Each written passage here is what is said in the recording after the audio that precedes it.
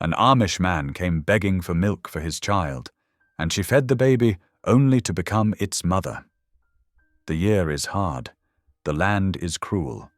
A lonely widow lights her lamp when a desperate father rides through the storm, clutching a dying infant. One sip of warm milk saves the child's life, but sparks a fire no one can put out. Whispers spread through the town, scandal in the church pews, judgment at the supper tables. And then, the railroad men arrive, hungry for land, hungry for power. Keys rattle in the jailhouse, hooves thunder down the dirt street, and the law demands, whose child is this? A secret claim hides in courthouse ledgers. A mother's love is put on trial, and a community must choose between cold rules and a mercy that could change everything. Will the widow's act of kindness save the child, or tear both their lives apart? Drop a comment below and share which part of the world you're tuning in from today. If you enjoy stories like this, don't forget to subscribe for more. The bitter Colorado wind rattled the window panes of Laura Whitcomb's small ranch house. She stood at her worn kitchen table, stirring a pot of simple stew that would be yet another lonely supper. The familiar ache in her chest tightened as she glanced at the single-place setting. A desperate pounding at her door made her jump, the wooden spoon clattering against the pot. No one visited after sunset, not out here where the nearest neighbor was 3 miles away. The knocking came again, more urgent this time. Laura grabbed her father's old rifle from beside the door, then cracked it open against the howling wind. A tall man stood there, his broad-brimmed black hat and plain clothes marking him as Amish. His face was etched with desperation, and in his arms he cradled a tiny bundle that whimpered weakly. "Please," he said, his voice rough with emotion. "My boy needs milk. He's burning with fever, and I've nothing left to feed him." His boots were covered in dust, speaking of a long journey. Laura's heart clenched at the sight of the infant. Memories she thought buried deep rose up like ghosts. The weight of her own child in her arms, still and silent, never drawing breath. Her hands trembled on the rifle. "I'm Eric," the man continued. "I wouldn't ask, but—" His voice broke as the baby let out another weak cry. The sound pierced Laura's hesitation. She lowered the rifle and stepped back from the door. "Come in, quick. The draft ain't good for the little one." Eric ducked through the doorway, bringing with him the sharp scent of cold and horse sweat. In the lamplight, Laura could see the baby's flushed face and hear his labored breathing. "I have goat's milk," she said, already moving to the kitchen. "Fresh from this evening's milking. We'll warm it up proper." Her hands moved with purpose now, pushing aside her own pain to focus on the child's need. She built up the fire, hanging a small pot of milk near the flames. Eric stood watching, swaying slightly as he held his son. "His name's Larry," he said softly. "His mother. She didn't survive the birthing." Laura's throat tightened. She kept her eyes on the milk, stirring it carefully to keep it from scorching. When it was warm but not hot, she tested it on her wrist like her mother had taught her long ago, for siblings now grown and gone. "Let me," she said, holding out her arms. Eric hesitated only a moment before placing Larry in her embrace. The baby felt light, too light, and hot with fever. Laura sat in her rocking chair, cradling Larry close. With practiced movements, she dipped a clean cloth in the warm milk and let drops fall onto his parched lips. "Come on, little one," she whispered. "Just a little at a time." Eric sank onto a wooden chair nearby, his shoulders slumping with exhaustion. He watched as his son slowly began to respond, tiny tongue working at the milk-soaked cloth. Tears tracked down his dust-streaked face. The minutes stretched long as Laura patiently fed the baby, drop by drop. The wind moaned outside, but here by the stove, a fragile peace settled over them. Larry's breathing gradually eased, his small body relaxing as the warm milk filled his belly. "I'll make up a bed for him near the stove," Laura said when the baby had finally drunk his fill. "It's the warmest spot in the house." She didn't mention her own supper, now grown cold on the table. Using an old wooden crate lined with soft blankets, she created a makeshift cradle. She tucked Larry in carefully, her hands lingering for a moment on his fevered brow. "I don't know how to thank you," Eric said, his voice thick with emotion. He stood awkwardly by the crate, one rough hand reaching down to touch his son's cheek. "We've been traveling since sunrise, trying to reach my cousin's place. But the milk I brought spoiled in the heat, and Larry started burning up." "No need for thanks," Laura replied softly. "No child should go hungry." The words caught in her throat as unbidden memories surfaced again, of a nursery never used, of tiny clothes packed away in grief. The storm pressed against the windows, sealing them in this moment of unexpected communion. Larry slept peacefully now, his chest rising and falling in the steady rhythm of healing sleep. Eric's prayers of gratitude mingled with the whisper of the wind, and Laura found herself blinking back tears as she watched over them both. In the warmth of her kitchen, 3 lonely souls found temporary shelter from their various storms. Though none of them knew it yet, this night would mark the beginning of a journey that would heal more than just a fevered baby. But for now, the simple miracle of warm milk and kindness was enough. Grey dawn light crept through the frosted window panes, casting pale shadows across Laura's kitchen floor. She had dozed fitfully in her rocking chair through the night, waking at every small sound from the makeshift crib. As the first rays of morning touched the wooden floors, she rose stiffly and moved to check on Larry. The baby's face was less flushed now, his breathing steadier than it had been the night before. When she placed her hand gently on his forehead, the burning heat had settled to a milder warmth. Larry stirred at her touch, his tiny fingers curling around the edge of the blanket. Eric sat upright in the wooden chair where he'd kept vigil, his eyes shadowed with exhaustion and something deeper, a grief that seemed to weigh on his broad shoulders like a physical burden.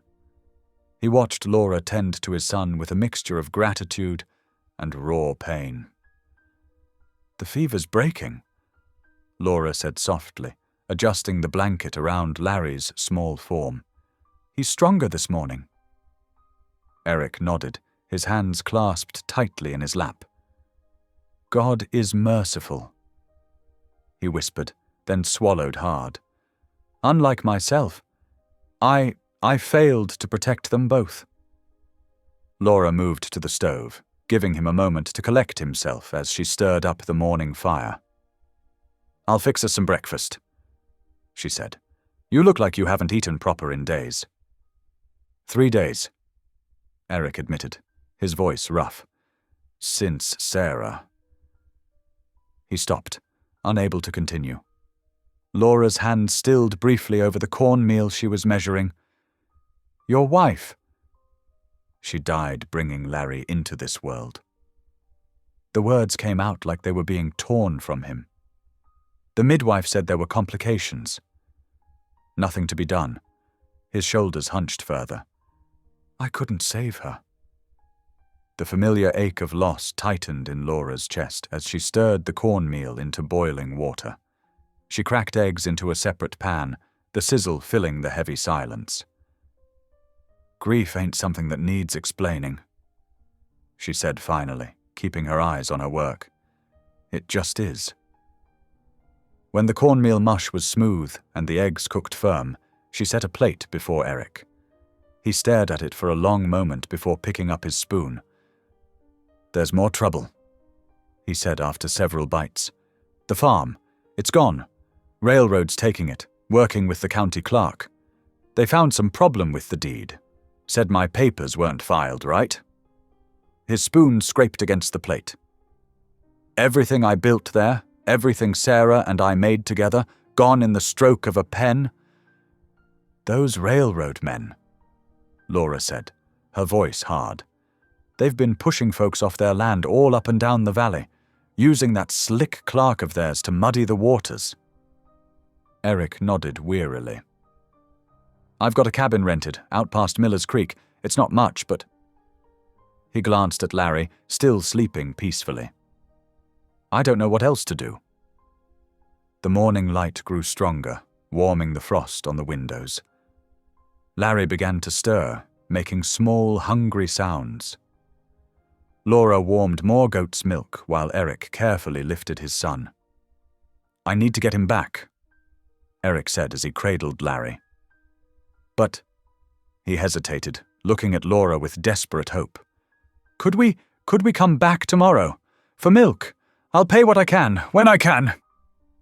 Laura watched as Larry eagerly took the warm milk she offered, his small face relaxed in contentment. Something stirred in her heart, a feeling she'd thought long buried with her own lost child. You'll come before sundown, she said firmly. The trail's too dangerous in the dark, and we'll sort out payment later. Relief washed over Eric's tired face. Thank you, he said simply, for everything. After they'd fed Larry once more, Eric mounted his horse, holding his son close against the morning chill. Laura stood in her doorway, watching as they rode away into the pale light. The baby's blanket fluttered like a white flag against Eric's dark coat. She remained there long after they'd disappeared from view, one hand pressed against the doorframe. The familiar emptiness of her home seemed to press in around her, but something else flickered in her heart, a tiny spark of warmth, like the first hint of spring after a long winter. Her goats called from their pen, reminding her of the day's chores ahead. But as she turned to begin her work, she found herself glancing towards the horizon where Eric and Larry had vanished, already counting the hours until sundown would bring them back to her door. As the sun sank towards the western peaks, Laura found herself watching the trail more often than her mending. True to his word, Eric appeared just before sundown, Larry bundled tight against his chest. The baby's crying echoed across the yard before they even reached her door. He's been fussing something fierce, Eric said as Laura ushered them inside. His face was drawn with worry. Wouldn't take the cow's milk I tried giving him. Goat's milk sits easier on little ones, Laura replied, already moving to warm some by the stove. The familiar routine felt strange, yet natural, measuring the milk, testing its temperature against her wrist. Larry's cries softened to whimpers as the warm scent filled the kitchen. She settled into her rocking chair with the baby, supporting his head just so. Larry latched onto the bottle eagerly, his tiny hands reaching up to touch her fingers. Outside the window, lantern light bobbed along the road as neighbors passed by. Laura could feel their curious gazes lingering on her windows, knew they were seeing the silhouette of a widow cradling a child while an Amish man stood nearby. Folk will talk, she said quietly, not looking up from Larry's face. They already do, Eric replied, his voice heavy with resignation. An Amish man with no farm, a baby with no mother. He trailed off, then straightened his shoulders. But God provides. He led us to your door. The lamplight cast long shadows as Eric moved toward the woodpile. Let me stack some wood for your stove, at least. It's getting colder at night. Much obliged, Laura said, watching as he carried armfuls of split logs inside. His movements were careful, deliberate, a farmer's measured pace. When he finished, his coat was dusted with bark, but the woodbox was full. Larry had fallen asleep in her arms, milk drunk and peaceful. Eric gathered him up gently, tucking the blanket around his small form. We'll see you tomorrow? He asked, hesitating at the door. Laura nodded, already missing the warm weight of the baby. Tomorrow? she agreed. The next day, Eric arrived earlier, the sun still high overhead. He carried a bundle of tiny clothes along with Larry. "I washed these best I could," he said, setting the laundry on her table. "But they need proper attention." And he paused, adjusting Larry in his arms. "I was wondering if we might stay a spell longer today. The cabin gets mighty cold, and Larry seems to rest easier here." Laura's hand stilled on the laundry she'd started sorting. The clothes were clean but badly wrinkled, showing a man's inexperienced attempt at washing. Her mind went to the neighbors' wagons that would pass by, the whispers that would surely follow. But Larry chose that moment to smile up at her, a real, full baby smile that crinkled his eyes. Her heart melted like spring snow. "We'll get these clothes proper washed," she said, running her fingers over a small gown. "And you're welcome to stay where it's warm." As the afternoon stretched on, Laura found herself humming as she worked. Old lullabies she'd once saved for the child she lost, songs her own mother had sung. Larry watched her from his makeshift bed near the stove, occasionally cooing along. Eric sat nearby, whittling a small wooden horse with careful strokes. The familiar tunes filled the kitchen with a gentle melody she hadn't heard in her home for far too long. When Larry fussed, she picked him up without thinking, swaying as she sang.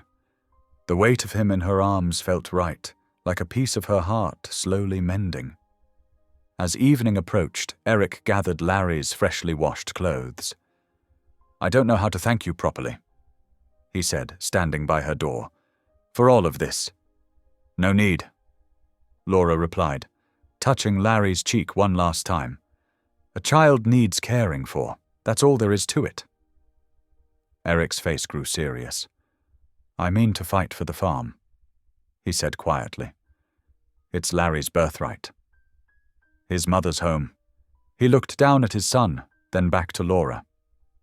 "Though I admit I don't rightly know how. Fighting ain't our way, and the railroad has the law in their pocket." "Sometimes," Laura said carefully, "fighting doesn't mean throwing punches. Sometimes it means standing firm in what's right." Eric nodded slowly. "I'll find a way," he said. "For Larry's sake." He stepped out into the gathering dusk, then turned back. "We'll see you tomorrow?" "Tomorrow," Laura agreed, watching until they disappeared into the shadows. She stood in her doorway long after they'd gone, the evening air growing crisp around her. The house behind her seemed warmer somehow, filled with echoes of lullabies and a baby's laughter. Her empty rocking chair swayed slightly in a draught, and she could almost see the impression where she'd held Larry, could almost feel the phantom weight of him in her arms. The feeling scared her a little, how quickly her heart had opened, how easily Larry had slipped inside. The church bell rang clear across the frosty morning air as Laura approached the weathered wooden building. Larry slept peacefully in her arms, bundled against the cold in her softest quilts. Her boots crunched on frozen grass as she climbed the 3 steps to the church door. Inside, the familiar scent of pine wood and lamp oil filled the air. Conversation died away as she entered, replaced by the rustle of skirts and low whispers. Laura kept her chin high, though her heart hammered against her ribs. She chose a pew near the back, settling Larry carefully beside her. Mrs. Peterson, who usually sat in the row ahead, moved to the other side of the church. Several other families shifted away, leaving empty spaces around Laura like a ring of judgment. Only the Navajo healer woman, who sometimes attended services, remained nearby, offering Laura a gentle nod. Larry stirred, making soft baby sounds. A few women turned to stare, their faces pinched with disapproval. Laura heard fragments of their whispers floating through the morning air. Taking another woman's child. That poor Amish widow, barely cold in her grave. Unseemly a single woman. The sunlight streaming through the windows seemed colder somehow. Laura focused on Larry's peaceful face, drawing strength from his innocence. When he began to fuss, she rocked him gently, humming under her breath until he settled. After the final hymn faded away, Deacon Harlan's heavy footsteps approached her pew. The other congregants lingered, pretending to gather their things while straining to listen. "Sister Whitcomb," the deacon said, his voice stern as judgment. "A word, if you please." Laura stood, holding Larry close. The deacon towered over her, his shadow falling across the baby's face. "This arrangement cannot continue," he declared, keeping his voice low, but not low enough to prevent others from hearing. "You're inviting scandal, taking in this child, and that Amish man coming to your property at all hours." He shook his head. "Think of your reputation, Sister Whitcomb. Think of what people will say." "I'm thinking of a baby who needs milk and warmth," Laura replied steadily. "Isn't that what our Lord would have us do?" Care for the innocent. "There are proper channels for such things. Orphanages in Denver, places better suited." The deacon's face softened slightly. "I know you lost your own child, sister." "Perhaps that's clouding your judgment." Laura felt the old grief rise up, sharp as ever, but she pressed it down. "My judgment is clear as morning light, Deacon Harlan. This baby needs help, and I can give it." "Consider carefully what you're risking," he warned. "The community won't stand for impropriety."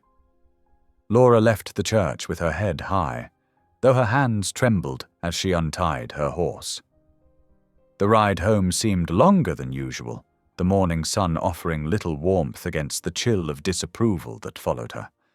Evening brought Eric's familiar knock.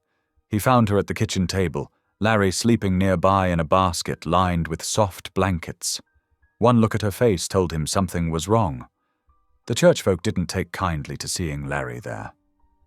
Laura explained, pouring coffee into tin cups. Her voice was steady, but her hands shook slightly. "Deacon Harlan made it clear what they think of our arrangement." Eric's weather-worn face creased with concern. He sat heavily in the offered chair, removing his hat. "I feared this might happen, our ways being different and me not having proper means right now." He trailed off, staring into his coffee cup. "Eric," Laura said carefully, "what are we doing here?" "Really?" The fire crackled in the silence before Eric spoke. "I need to ask something hard of you," he said finally. "The farm case. It's not going well. The cabin's got holes in the roof, and winter's coming fierce." He looked up, meeting her eyes. "Larry needs steady shelter, proper milk. Things I can't give him right now, not while I'm fighting for what's rightfully his." Laura's heart squeezed tight in her chest. "You want him to stay here?" "With me." Eric nodded slowly. "If you're willing." "Just until I can make things right." His hands clasped together, knuckles white. "I know it's too much to ask. Know what the town will say." Laura looked at Larry, peaceful in his sleep. The thought of him gone from her home made her chest ache. "The town's already saying it," she said softly. Eric bowed his head, his lips moving in silent prayer. The conflict was clear on his face, an Amish man raised to keep separate from the English world, now forced to trust his son to an outsider's care. Yet the practical mercy of her home, her goat's milk, her warm hearth, spoke louder than tradition. "I'll stay with him," Laura said finally. "Long as he needs." The relief and gratitude in Eric's eyes mingled with pain. He reached out, touching Larry's small hand. "Thank you," he whispered, his voice rough with emotion. "May God guide us through this valley." Outside, the wind picked up, rattling the windows like the whispers of judgment that would surely grow louder. But inside, in the warm circle of lamplight, a baby slept peacefully, while two lost souls found a measure of grace in their shared concern for his welfare. Morning sunlight streamed through Laura's kitchen window, catching dust motes in its golden beams. She had just finished feeding Larry his morning milk when the sound of approaching hoofbeats made her pause. Looking out, she saw a well-dressed man dismounting from a sleek bay horse, his badge glinting in the sun. Her heart skipped a beat. Government men rarely brought good news. The agent's knock was sharp and official. Laura adjusted Larry in her arms before opening the door, fighting to keep her expression calm. "Mrs. Whitcomb." The agent's voice was clipped, his eyes quickly taking in the baby in her arms. "I'm Agent Thompson from the Colorado Territory Family Services Office. I've received concerning reports about an infant in your care." Laura's arms tightened protectively around Larry. "Won't you come in, sir?" She kept her voice steady, though her pulse raced like a spring flood. The agent stepped inside, his polished boots looking out of place on her rough wooden floor. He pulled out a small notebook, his pencil poised. "I understand you're housing an Amish widower's child. Without proper documentation or legal guardianship." "I'm helping a neighbor in need," Laura said carefully. "The baby requires milk, which my goats provide." "Ma'am, good intentions aside, there are procedures." Agent Thompson's tone grew stern. "I'll need to see legal proof of guardianship, birth certificate, death certificate for the mother, official custody arrangements." A knock at the door interrupted them. Eric entered, stopping short at the sight of the agent. His face went pale beneath his beard. "Mr. Miller." The agent turned. "Convenient timing. I need to see your documentation regarding the child." Eric's hands twisted his hat nervously. "Sir, our people, we don't keep many papers. Births and deaths are recorded in our family Bibles, marriages witnessed by the community." "That's not sufficient for territorial law." Agent Thompson's pencil scratched across his notebook. "Without proper documentation, this arrangement cannot continue. The territory has established orphanages in Denver for cases like this." "No!" The word burst from Laura before she could stop it. Larry stirred at her sharp tone, and she gentled her voice. "Sir, please. This baby needs consistent care, not a long journey to Denver. The law exists to protect children, Mrs. Whitcomb." The agent closed his notebook with a snap. "You have 3 days to produce legal documentation, or I'll be forced to take official action." After the agent left, silence fell heavy in the kitchen. Larry cooed softly, reaching for Eric's beard as his father took him in his arms.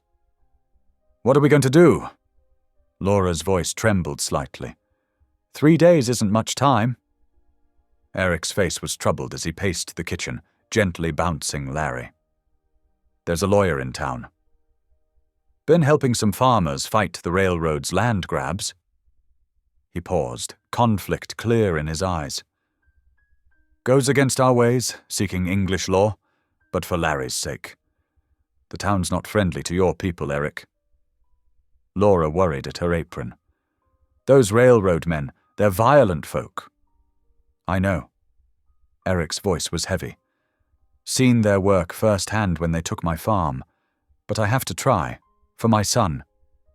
He looked down at Larry, who had fallen asleep against his chest. "God forgive me, but I'll face whatever comes." The day passed in worried discussion. As evening approached, Eric reluctantly prepared to leave, knowing he'd need an early start tomorrow to reach town. Laura sat in her rocking chair by the fire, Larry curled trustingly in her arms. The flames cast dancing shadows on the walls as she rocked, humming softly. Looking down at the peaceful baby face, she felt something fierce and protective rise in her heart. "I'll fight for him," she said quietly as Eric gathered his hat. "As if he were my own flesh and blood." Eric paused by the door, his eyes meeting hers in the firelight. I never meant to bring such trouble to your door, Laura." His voice was rough with emotion. "But I want you to know. Whatever comes, I won't abandon you both. Won't leave you facing this alone." "I know." Laura's voice was soft but certain. "We'll find a way through this valley." Eric nodded, his gratitude too deep for words. The door closed quietly behind him, leaving Laura alone with Larry in the warm firelight. Outside, the wind whispered through bare branches, carrying the first hints of winter. But inside, Laura held Larry close, her determination growing stronger with each gentle rock of her chair. They would find a way. They had to. This precious child needed them both, and neither law nor town prejudice would tear him away without a fight. The next few days settled into a gentle rhythm at Laura's ranch. Each morning she woke before dawn to milk the goats, ensuring Larry would have fresh sustenance throughout the day. The baby's cries no longer startled her. They had become as familiar as the wind in the cottonwoods or the creak of her rocking chair. In the deep hours of night, when Larry fussed with teething pain, Laura would lift him from the makeshift crib by her bed. "There now, little one," she'd whisper, pacing the wooden floors. Her feet found the familiar path between window and hearth, the boards smooth from years of similar midnight walks, though those had been alone with her grief, not with a warm bundle against her shoulder. During the day she kept her hands busy with mending. Her sewing basket, untouched since her own loss, now spilled over with tiny garments needing attention. She worked by the window, keeping one eye on Larry as he dozed in a nest of quilts. Her needle flew through soft flannel, patching worn spots and letting out seams to accommodate his growing frame. Eric arrived each afternoon, his boots dusty from walking between his rented cabin and her ranch. Though he spoke little, his actions showed his gratitude. He split firewood until the pile grew tall against the house, the sharp crack of the axe a steady rhythm in the yard. He drew bucket after bucket of fresh water from the well, filling her barrels to the brim. Their suppers together were simple affairs: bowls of bean soup, cornbread, sometimes a bit of preserved fruit. They sat across from each other at her small table, the silence broken only by the clink of spoons and Larry's occasional coos. Sometimes their eyes would meet over their bowls, and they'd share a quick, shy smile before looking away.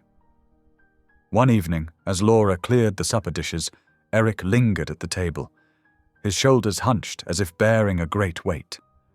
Larry slept peacefully in his crib, his tiny fists curled beside his face.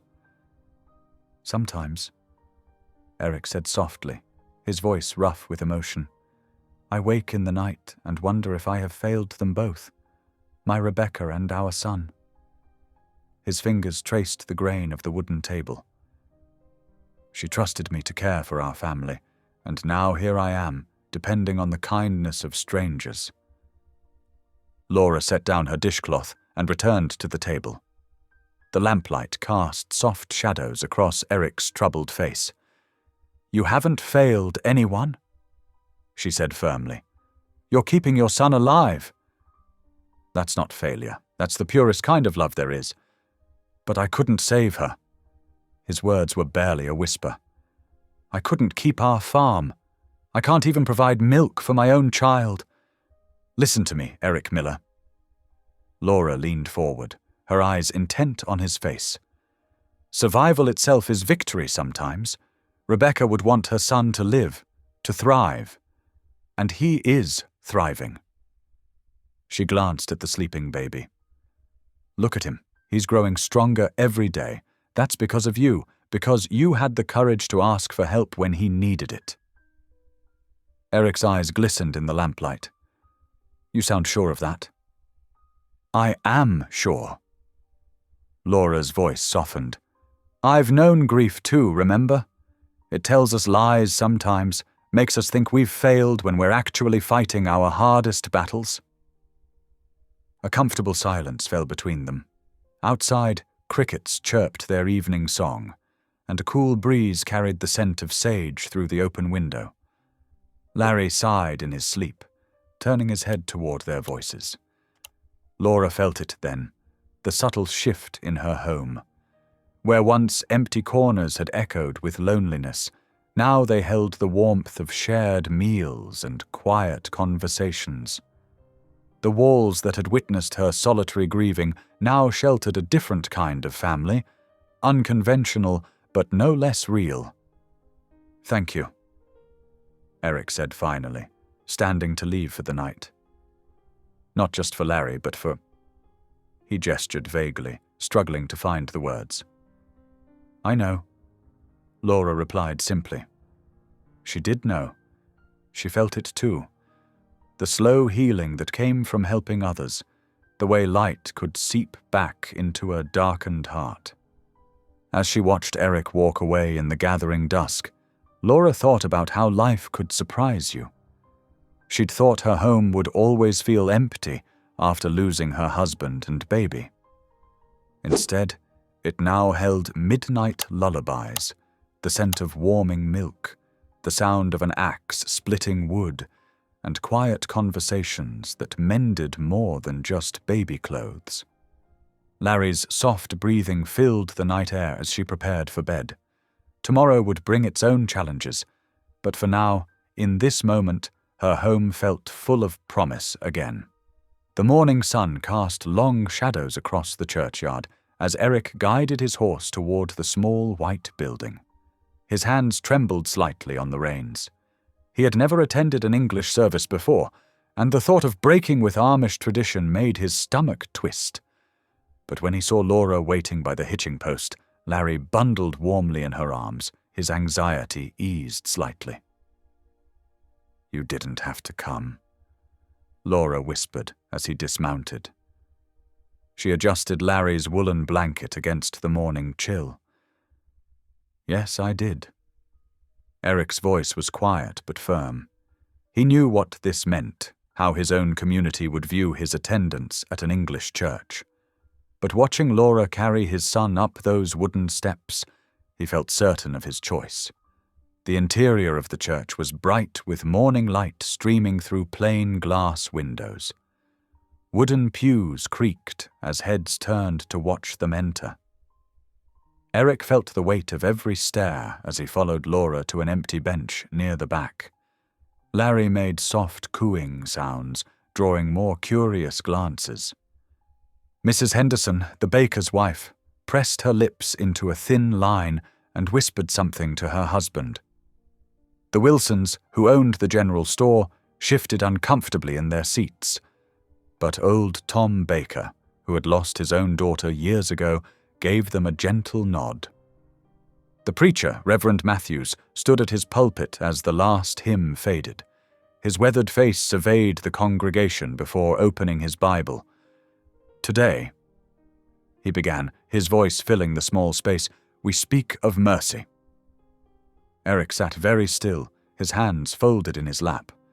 The word seemed to hover in the air between the wooden beams. In Matthew chapter 5, verse 7, the preacher continued, we read, "Blessed are the merciful, for they shall obtain mercy." His eyes swept across the congregation. Now, mercy isn't always comfortable. Sometimes it asks us to step beyond our usual ways. Sometimes it appears in forms we don't expect.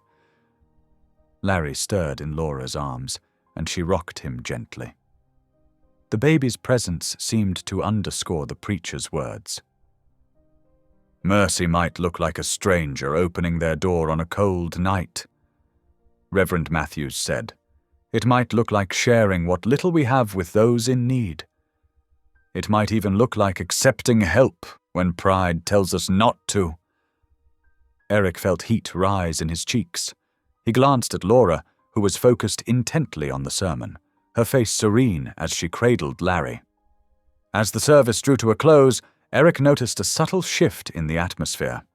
Several people who had previously avoided their eyes now offered small smiles. When Larry dropped his rattle, Mrs. Henderson picked it up and returned it with a gentle pat on his head. Outside, as people gathered to talk in the autumn sunshine, Miss Clara Jennings, the schoolmarm, approached them. Her kind eyes crinkled at the corners as she smiled at Laura. "I've been wanting to tell you something," Miss Clara said, her voice warm. "What you're doing, it takes real courage. Not everyone would open their home and heart like that." Laura blushed slightly. "It's nothing special. Just doing what's right." "That's exactly what makes it special," Miss Clara replied, touching Larry's cheek softly before heading toward her wagon.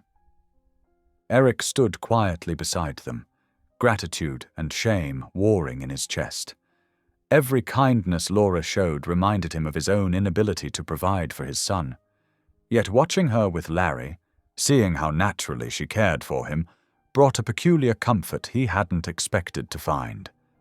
That evening, as they sat at Laura's kitchen table sharing a simple supper of stew and fresh bread, Larry slept peacefully in a basket nearby. The setting sun painted the kitchen walls golden, and the familiar scents of home cooking filled the air. Eric found himself studying the scene, the worn tablecloth, the steady flame of the oil lamp, the gentle rise and fall of Larry's chest as he slept. "I never thought I'd say this," he said slowly, breaking the comfortable silence. "But I feel peace here." He met Laura's surprised gaze. "It's temporary, I know that. But there's something about this place, this home you've made for us. It's not much." Laura replied softly, her hands wrapped around her coffee cup. "It's everything," Eric said. "You've given us more than just shelter and milk for Larry. You've given us," he paused, searching for the right words, "a place to heal." The kitchen grew quiet except for the tick of the clock and Larry's soft breathing. Outside, a whippoorwill began its evening song, its clear notes floating through the open window. In that moment, despite all the uncertainty that still lay ahead, Eric felt the truth of his words settle deep in his heart. Here, in this unlikely sanctuary, he had found a peace he hadn't known he was seeking. The clatter of hooves echoed down Main Street as Eric and Laura rode into town, dust rising from the dry earth beneath their horses' feet.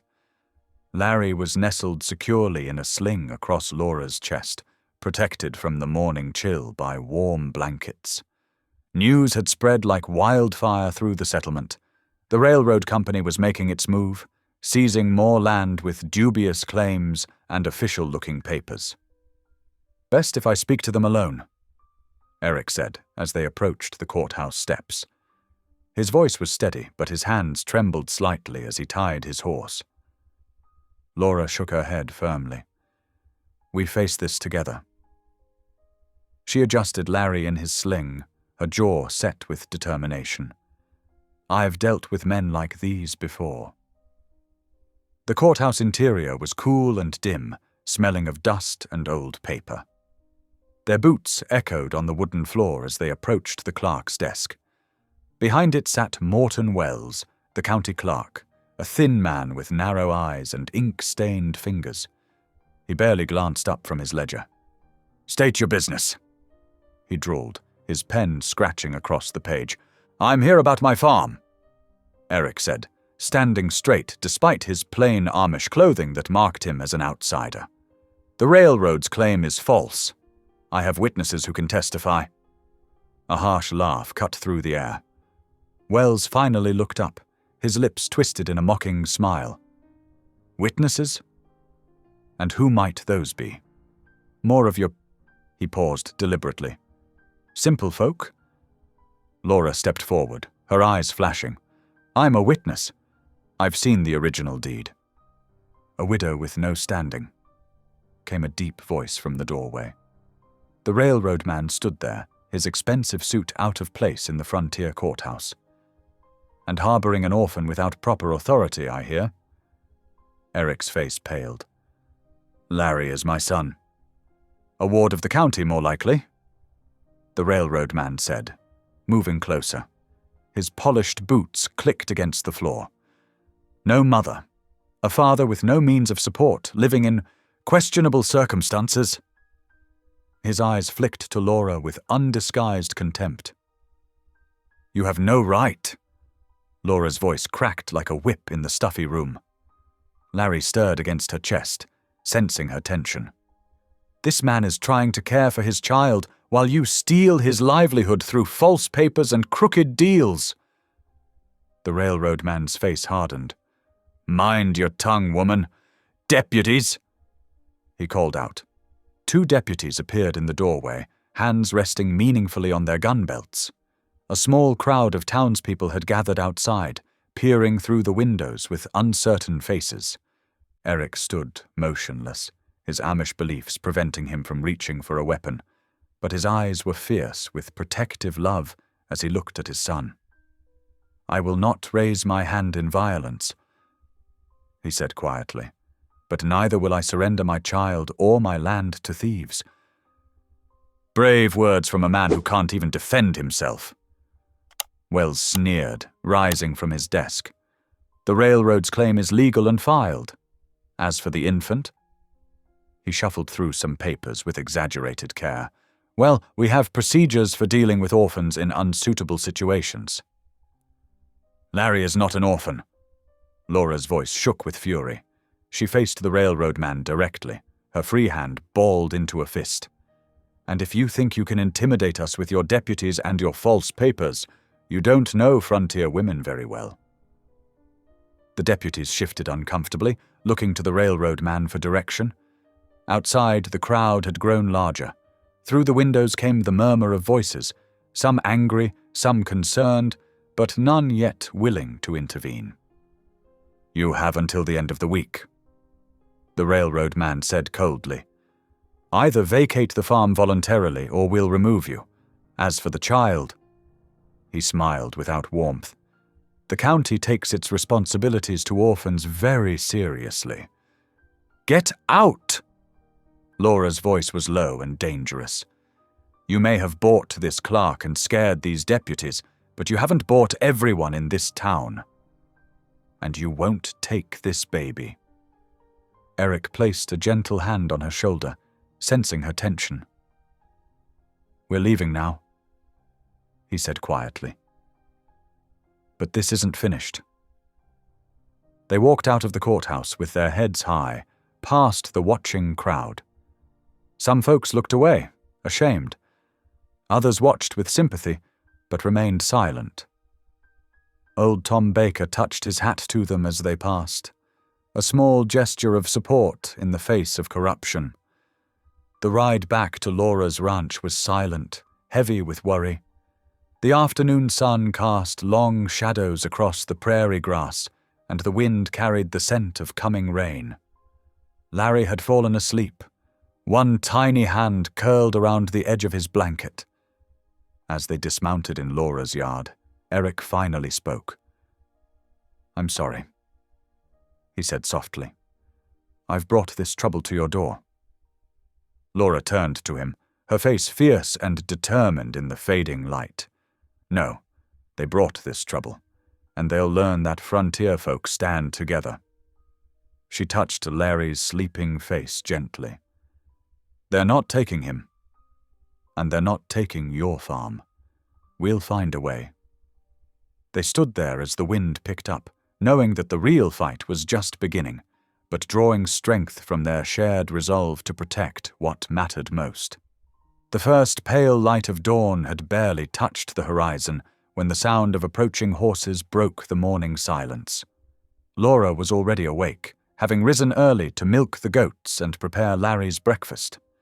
She stood at her kitchen window, a dish towel frozen in her hands as she watched 3 mounted deputies approach her ranch house. Eric had spent the night in her spare room, too worried about Larry's safety to return to his rented cabin. Now he emerged from the back door, his face grave as he watched the lawmen dismount. Their spurs jingled against the frozen ground as they strode toward the house. Stay inside with Larry, Eric whispered to Laura. She nodded, gathering the baby from his basket near the stove. The infant stirred, making soft mourning sounds as she held him close.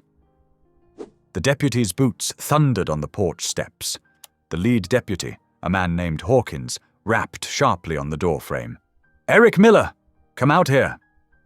Eric stepped onto the porch, his hands visible and empty. "I am here." "You're under arrest for trespassing on county land," Hawkins declared, unfolding an official-looking document. "The railroad company has filed formal charges." "That land was rightfully purchased," Eric said quietly. "I have broken no law." "The clerk's records show different," another deputy cut in. "And resisting a legal order makes you a criminal." Eric stood perfectly still, his Amish faith evident in every peaceful line of his body. "I will not resist," he said. "My people do not believe in violence." Laura pushed through the door, Larry cradled against her shoulder. "This is wrong!" she cried out. "You know it's wrong, Deputy Hawkins. That clerk is in the railroad's pocket." The deputy avoided her eyes, focusing instead on binding Eric's wrists with rope. "Ma'am, stay out of this. You've got enough trouble harboring this man and his child without proper authority." "The Lord sees this injustice," Eric said softly as they led him toward their horses. "I pray he opens your hearts to truth." "Eric!" Laura's voice cracked with desperation. Larry, startled by her cry, began to whimper. "You cannot take him." "What about Larry?" Eric turned his head as they helped him mount behind one of the deputies. "Keep him safe, Laura. Trust in God's plan." His voice was steady, but his eyes held deep worry as they lingered on his son. Laura stood helplessly on the porch, watching as they rode away with Eric. Larry's cries grew stronger, as if the baby sensed his father's departure. She bounced him gently, her own tears falling into his soft hair. "Hush, little one," she whispered. "We'll find a way. We'll get your papa back." The day stretched long and lonely. Laura went through her chores mechanically, keeping Larry close in his sling. Every time she passed the window, she found herself looking down the road, hoping to see Eric returning. But the road remained empty as the sun arced across the sky. Evening finally settled over the ranch. Laura built up the fire in her stove, its warmth failing to chase away the chill in her heart. Larry lay in his basket nearby, fighting sleep as babies often do. His tiny fingers reached up toward the flickering shadows on the ceiling. "Your papa is a good man," she told the baby softly. "Too good for the likes of those railroad men to understand." She tucked his blanket more securely around him. "They won't take you too. I promise you that, Larry. They'll have to go through me first." Miles away in the county jail, Eric lay on a thin straw mattress, listening to the night sounds of the small frontier town. The cell was cold, but he barely noticed the discomfort. His thoughts were filled with Larry's face, with Laura's fierce protection of his son. He folded his hands and bowed his head in prayer. "Lord," he whispered in the darkness, "watch over my son this night. Give Laura the strength she needs to protect him. Help me stay true to my faith even in this trial." He paused, emotion thickening his voice. "And forgive those who act unjustly, for they know not what they do." The night wrapped around both ranch and jail cell.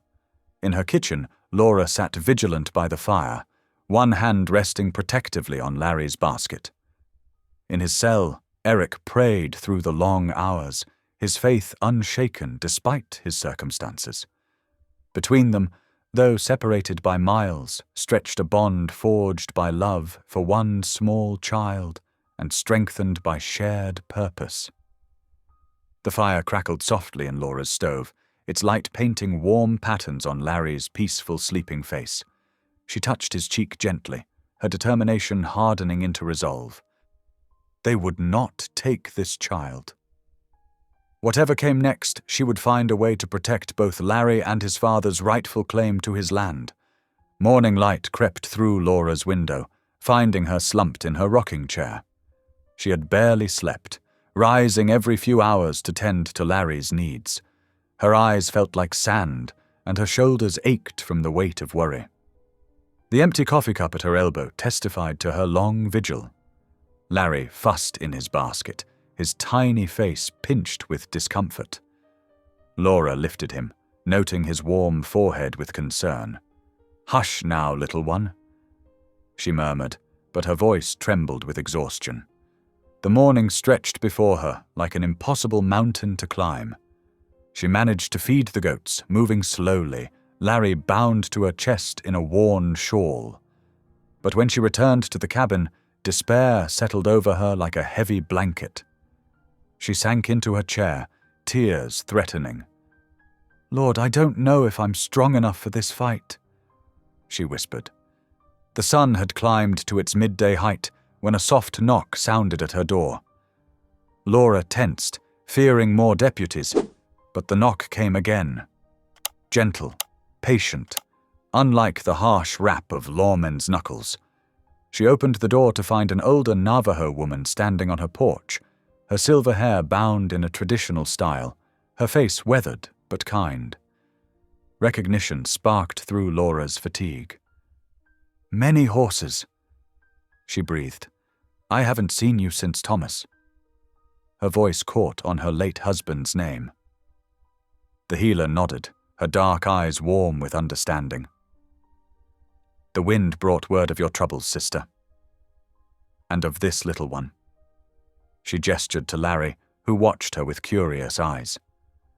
Laura stepped back, opening the door wider. "Please, come in." Many horses moved with quiet dignity into the cabin, carrying a leather pouch that smelled of herbs and sage.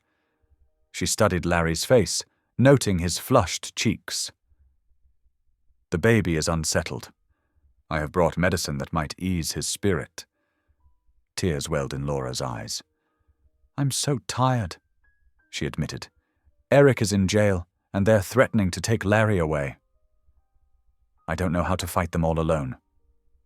The older woman began unpacking her pouch, laying out small bundles of dried herbs on the table. "You are not alone, sister. Your late husband Thomas showed kindness to my people when others would not. Now I return that kindness." She began mixing herbs in a small tin cup. "First, we ease the little one's discomfort. Then we speak of courage." Laura watched as many horses prepared a mild tea, diluting it carefully with cool water. Together, they helped Larry take small sips. The baby's fussing gradually quieted, his body relaxing. "Tell me," many horses said as she settled by the fire, "why do you fight so hard for this child who is not of your blood?" Laura stroked Larry's downy head. "Because he needs me. Because his father is a good man being wronged. Because—" She paused, her voice thick with emotion. "Because my arms have been empty so long." The healer nodded slowly. "Among my people we know that family is not only made by blood. It is made by the sacrifices we choose, by the love we give freely, expecting nothing in return." She reached out, touching Laura's hand. "You have already chosen this child as your own. Now you must find the strength to stand for that choice." "But how?" Laura asked. "The railroad men have money, power, the law on their side." "They have paper laws," many horses agreed. "But you have the law of the heart. And you are not as alone as you think. I have seen how the townspeople watch this battle. Some remember their own fights against the railroad's greed.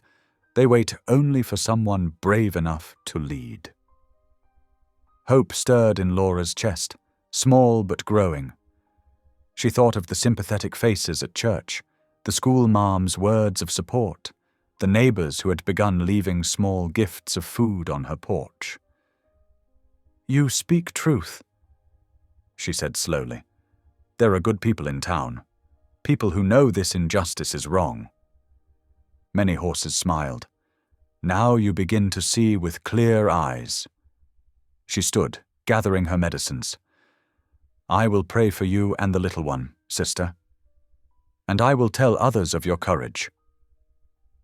Laura rose too, her exhaustion lifting slightly. "Thank you for everything."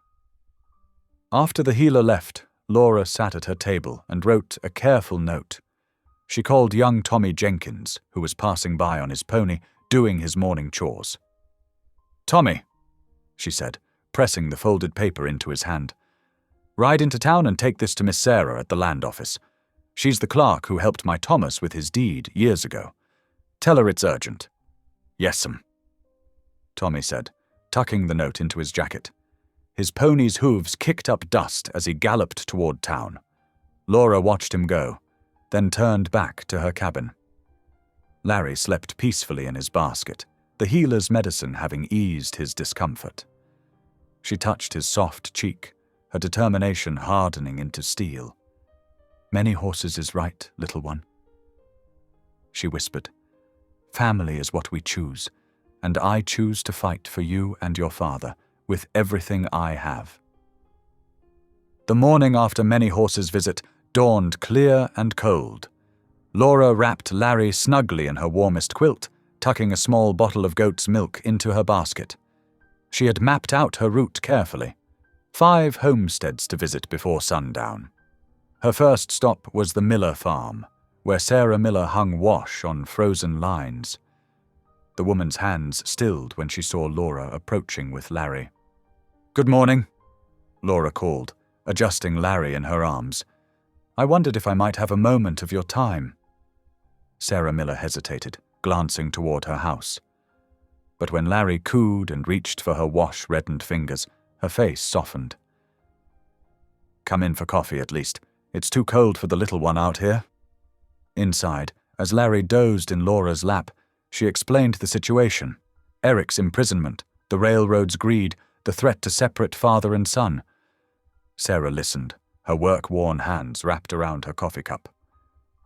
"Thomas would have fought this," Sarah said finally, mentioning Laura's late husband. "He always said the railroad men were taking more than their share." She stood, decisiveness in her movements. "I'll speak at the hearing. Tell them how I've seen you care for that baby like your own." The next visit proved harder. The blacksmith, John Cooper, barely looked up from his forge when Laura entered his shop. But as she spoke, his hammer slowed. When Larry began to fuss, Laura naturally swayed, humming softly until he settled. Cooper set his hammer down entirely. "Saw that railroad man checking fence lines that weren't his to check," he said gruffly. "Saw him running honest folks off their land. Reckon somebody ought to speak up about that." He wiped his hands on his apron. "I was there when they took Eric's farm. Weren't proper, what they did. I'll say so in court." By midday, Laura's feet ached, but she pressed on. At the schoolhouse, Miss Bennett welcomed her during the lunch hour. The young teacher had always been kind, and today was no exception. "The law requires written statements," Miss Bennett explained, already pulling out paper and pen. "I'll help gather them properly, make sure they're worded right for court." She touched Larry's cheek gently. "This little one deserves a proper home, not some county orphanage." The afternoon brought mixed responses. Some doors remained firmly closed. But at the general store, Mrs. Hopkins slipped extra supplies into Laura's basket, refusing payment. "For the baby," she insisted, "and I'll tell anyone who will listen how you've cared for him." As sunset approached, Laura made one final stop. The jail. The deputy on duty, young Sam Turner, had grown up alongside her own brothers. He allowed her a brief moment near Eric's cell. "The town's talking," Sam murmured, as Eric reached through the bars to touch his son's hand. "People are remembering their own fights with the railroad. Remembering how your kind helped during the drought last year," he added to Eric, Eric's eyes were tired but hopeful. "I've been praying," he said softly, "for Larry's safety. For your strength, Laura." Sam shuffled his feet. "Been sharing my bread with him," he told Laura, "and I ain't the only one helping. Marshall's wife brought soup yesterday. Says it ain't right, jailing a man for wanting to keep his farm and son." That evening, Laura sat at her kitchen table long after Larry had fallen asleep. She laid out the baby's clothes, checking each tiny garment for tears or loose buttons. Her fingers moved automatically, threading needle through fabric, as she practiced the words she would speak in court. "Larry needs stability," she whispered to herself, reinforcing a seam. "He needs his father's love and a proper home." She held up a small shirt, examining her stitches. "Eric works his land honestly. The railroad men took advantage while he was grieving his wife." Outside, an owl called into the darkness. Laura folded the mended clothes carefully, stacking them by size. Tomorrow would bring more visits, more conversations. But tonight she felt hope stirring.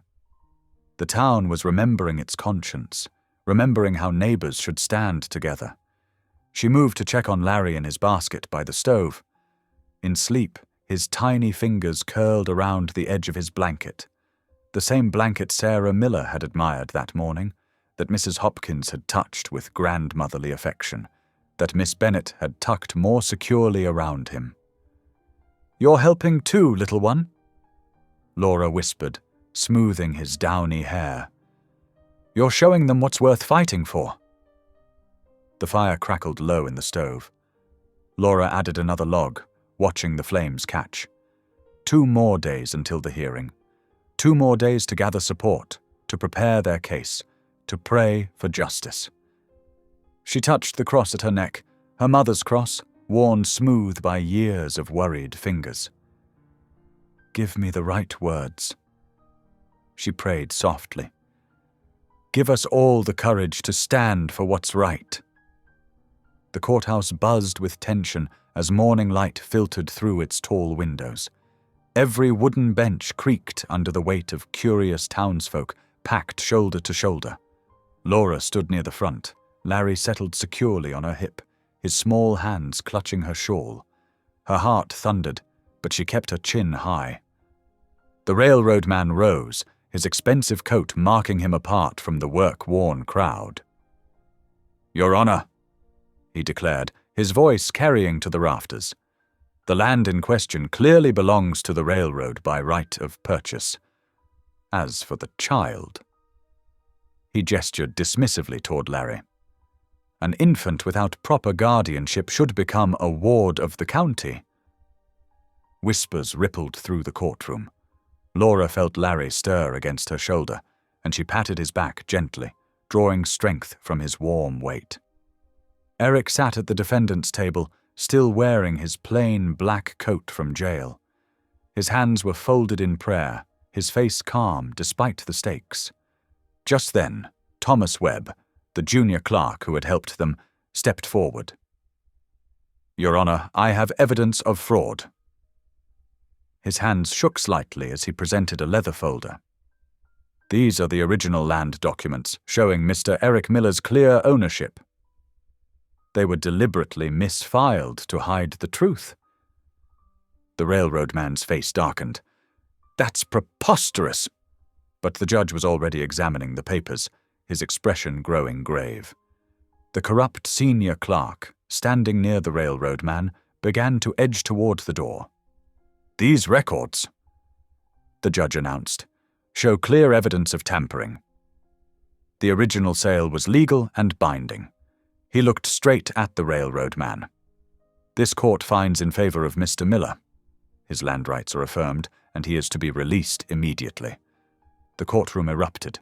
Some gasped in scandal at the exposed fraud, while others nodded in quiet approval. Sarah Miller reached over to squeeze Laura's free hand. The blacksmith's deep voice called out, "About time!" from the back. Deputies moved to unlock Eric's handcuffs. The railroad man stormed out, his face mottled with rage, while the corrupt clerk scurried after him. Larry chose that moment to let out a happy gurgle, and scattered laughter broke the tension. Eric rose, rubbing his wrists, his eyes meeting Laura's across the courtroom with profound gratitude. The evening air held a hint of spring as Eric stepped out of the jailhouse.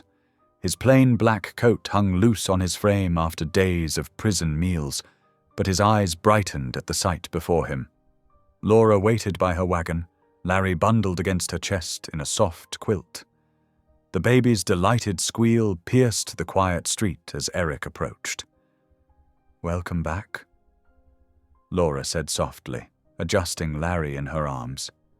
The infant reached for Eric with tiny, grasping fingers. "Much obliged," Eric replied, his voice rough with emotion. He touched Larry's small hand, then quickly wiped his eyes with his sleeve. The ride back to Laura's ranch was peaceful, broken only by Larry's contented babbling and the steady clip of hooves. The setting sun painted the Colorado hills in shades of gold and purple, a sight Eric had missed during his days behind bars. In Laura's warm kitchen, the familiar scent of cornbread and stewed beans filled the air. Larry sat propped in his basket, cheerfully gumming a wooden spoon while they ate. The simple meal tasted like freedom to Eric. "Laura," he began, setting down his fork. The words he'd held back for so long finally found their way out. "These past weeks, watching you with Larry, you've become his mother in every way that matters." Laura's hand stilled on her cup. "Eric, No, please." He drew a steadying breath. "The Lord works in mysterious ways. Through your sacrifice, through your love, He's given Larry the mother he needs, the mother my Sarah would have wanted for him." Larry chose that moment to drop his spoon with a clatter, giggling at the noise. Laura retrieved it, her movements gentle and practiced, proving Eric's words without need for further explanation. "Let us pray," Eric said softly. Laura reached for his hand across the table, Larry watching them with bright eyes in the lamplight. Their heads bowed together, a family brought together by mercy and grace. "Thank you, Lord," Eric whispered, "for leading us to this hearth, for showing us your love through the care of others." His voice caught, "For making us whole again." Larry's sweet babbling joined their quiet "Amen," a joyful punctuation to their prayers of gratitude. The winter winds howled outside Laura's cabin, but inside, the crackling fire cast warm shadows on the walls. Larry sat on a quilt by the hearth, his chubby hands gripping a wooden teething ring Eric had carved. His quiet whimpers from sore gums had eased since Eric found the right piece of smooth maple to fashion the toy. "He's getting stronger every day," Laura observed, stirring a pot of hearty stew. The aroma of carrots and beef filled the cozy kitchen. Eric nodded, watching his son with pride. He had spent the morning mending fences with 2 neighboring ranchers, their attitudes softened since the courthouse victory. "The Millers offered their extra lumber for rebuilding the barn come spring," he said, "and Thomas Webb says he'll help raise the frame." Laura smiled, remembering how those same neighbors had once whispered behind their hands at church.